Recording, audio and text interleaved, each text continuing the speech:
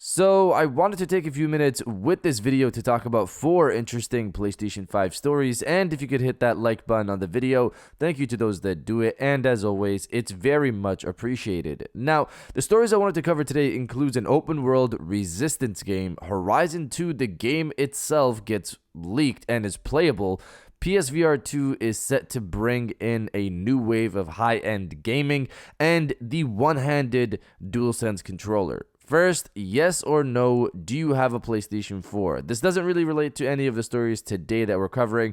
I'm just generally curious at this point, going into the second year of the PlayStation 5, do people still have their PlayStation 4s? I personally do. It's mainly used as a streaming device in my bedroom, but that's just me. So comment below, yes or no, do you have a PlayStation 4 right now or not? Let me know down in the comments below. Now, diving into the first story of the video, PSVR 2 to bring a new wave of high-end VR titles. So, Digital Foundry recently made a video going over the specs of PlayStation VR 2 and comparing them to other headsets around and what PSVR 2 means for the industry. I checked out the video. It's a good watch, which it usually is over at Digital Foundry, and I'll have it linked below, but one of the points that was made that was interesting is that PlayStation VR 2 is set to usher in a new wave of high-end VR titles. So, they tweeted this off their official Twitter account. The PlayStation VR 2 specs are truly excellent, and it could bring about a new wave of high-end virtual reality titles.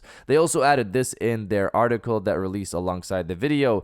PlayStation VR 2 is now official, and it's looking hugely exciting. In fact, from our perspective, high-end VR gaming in general needs a shot in the arm in a world where the mobile-based Oculus Quest 2 reigns supreme, and the success of PlayStation VR 2 is our best chance of this happening. The specs reveal a headset that pushes back boundaries in many directions, building significantly upon the success of the first PSVR, radically improving screen fidelity, boosting immersion, and ridding the platform of the complicated setup that proved so frustrating for PlayStation 4 owners. So PlayStation VR 2, in my opinion, is future-proof, especially when you look at things like its resolution, eye tracking, and foveated rendering. Sony has skipped past mobile level visuals and went into high-end VR with PlayStation VR 2.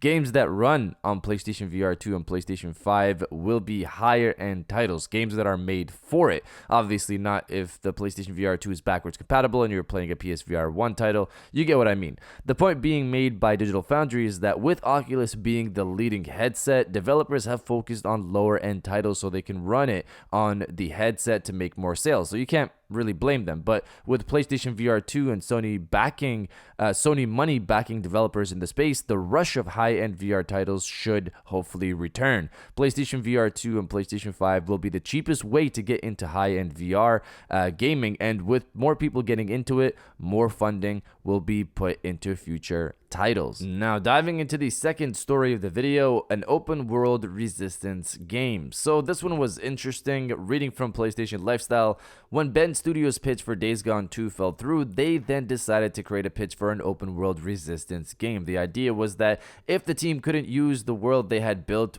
in Days Gone for a sequel, they wanted to leverage that open world and the lessons they had learned from creating it for a different purpose. Unfortunately, that pitch was also rejected. What would the new Resistance game have looked like? The game would have taken aspects of the existing Resistance universe and placed them into an open world. This included a mothership that would be hovering over the world as a constant reminder to players as to their end game objective. Speaking to For the Win, Days Gone director Jeff Ross says players would have assumed the role of young rebels tasked with building factions and an army that would take on the Chimeran infrastructure that would destroy mankind.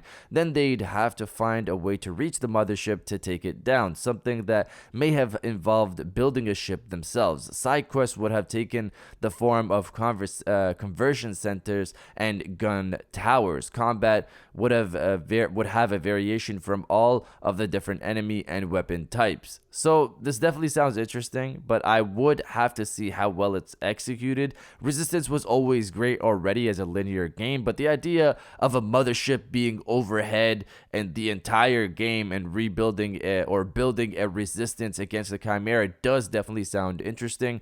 I also want to add, for those all sad for Sony Bend, Jeff Frost stated here that if they weren't going to make Days Gone 2, they still wanted to use the open world tech for something else. That's why they pitched this Resistance game. The new IP they're working on right now, which is rumored to be Men in Black, is using their existing tech from what we can tell from their job listings, so that's definitely still good news. But you guys let me know if you would have wanted an open world Resistance game or not. Let me know down in the comments below. Now, diving into the third story of the video, Horizon 2, the game itself, gets leaked early. So this was huge. It's crazy how this happened again for another PlayStation first party title. Last time this happened, it was for Last of Us 2 and that whole fiasco before it released. But getting back to this one, reading from Video Game Chronicle, an early build of Guerrilla Games' Horizon Forbidden West has leaked into the public domain, VGC understands. On Monday, images of what was claimed to be the PS4 version of PlayStation exclusive sequel began circulating on social media. VGC has since been told that the leaked build is indeed legitimate, and other than some missing art assets, contains the entire core content planned for the final game. Following the publication of images claiming to show the leaked Horizon Forbidden West build on Twitter, the media was eventually removed hours later due to a report from the copyright holder, which adds further credence to their legitimacy.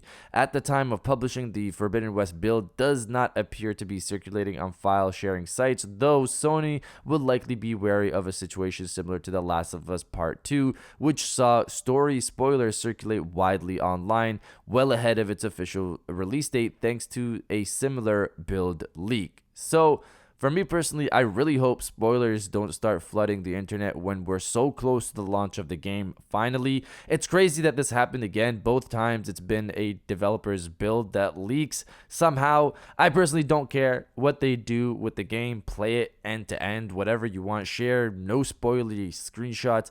I don't really care. But just don't leak major story plot points that ruin the game for a lot of people out there. It's not fun for anybody, really. And now diving into the final story of the video, the one-handed DualSense Controller. Reading from Polygon, the PlayStation 5 might not have its own version of the Xbox Adaptive Controller, but that hasn't stopped one modder from making something similar. YouTuber Akaki Kumeri, hopefully I said that correctly, recently, as part of a modding competition, designed and 3D printed his own grip for the PS5 DualSense controller that allows him to play one-handed. His initial model allowed for right-handed only play, but the design is swappable for left-handed only play as well. The design is rather complex. It involves offloading thumbstick movement to the shoulder by placing a kind of rubber shoe on your thigh or desk. The shoe is attached to an arm which reaches around to the face of the controller to move the thumbstick. Kumeri's design leaves room for a rubber band attachment